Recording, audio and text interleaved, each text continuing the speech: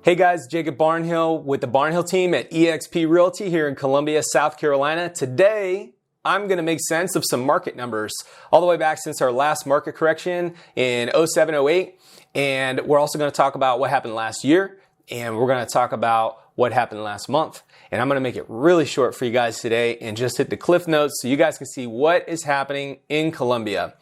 All right, so what happened in the last, let's say, last 10 years or so? Let's go back to 07, right? And we had that market correction. We didn't have, they had those subprime loans and we had that market crash and all that stuff. Looking into the future, it's hard to tell. And even the best economists are it's hard to figure out what may happen, right?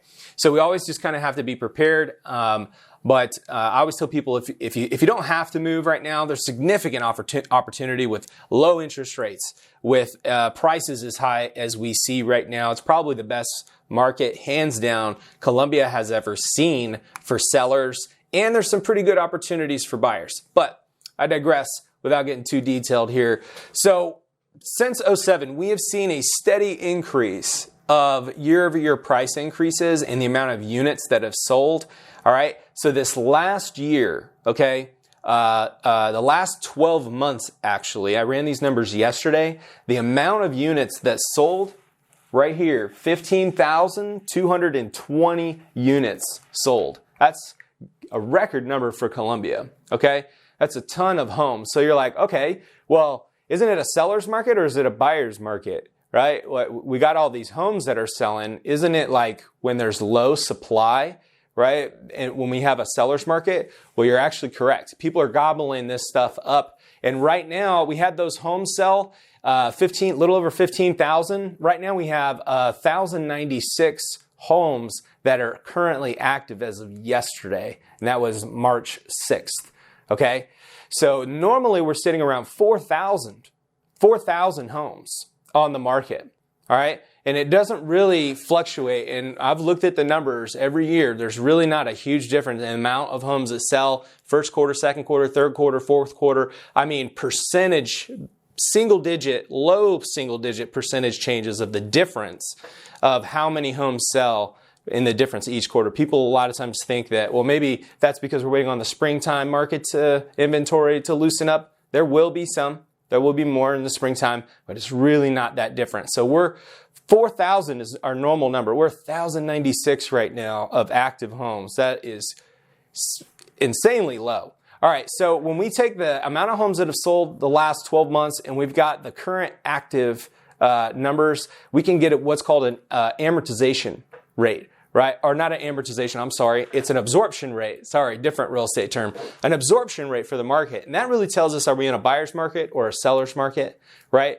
So what that gives us is 0.86 months. 0.86 months of inventory. Less than 6 months is a seller's market, right? So the supply is low, even though we see a lot of units that are selling. And I actually had somebody tell me at a listing appointment, a seller one time, that we were in a buyer's market, right? Because of this fact, don't confuse the amount of units sold with the amount of inventory, right?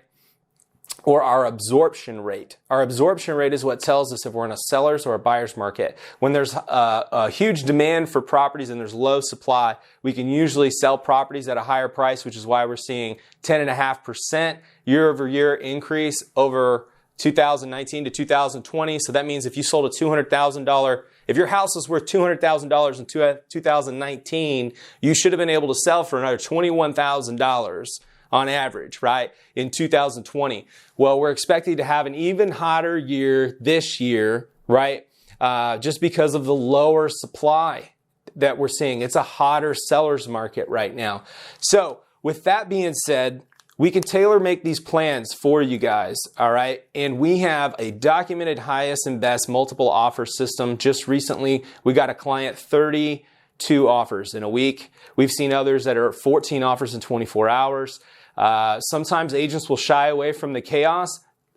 We remember that our job is we work for the seller, and we will go to great lengths to use that as a very highly leveraged situation to put a lot of additional cash equity that you guys can get and still try to stay within an appraisal or work within the confines of the appraisal, right? So we have a system for that. And also, just because there's low inventory doesn't mean that properties are selling. You just got to be doing things differently than a lot of other people. And our team has a documented smart home buying strategy that we can help you guys with to make sure that we are buying and selling and buying, or we're just going to buy and then we're going to sell, or we have a lot of different ways that we can do it. But the biggest thing is putting a game plan together, make sure all the puzzle pieces fit first. If you guys want that tailor-made plan, reach out to our team. We'd be more than happy to do that for you guys. I appreciate you guys tuning in for the March market update. Stay tuned for more videos for you guys. And shameless plug, if anybody's looking for a career in real estate, we have all kinds of positions that we're hiring for right now. There should be a career link somewhere or a link back to our website. I'd be happy to have a conversation with you. Everybody enjoy March 2021. Peace out.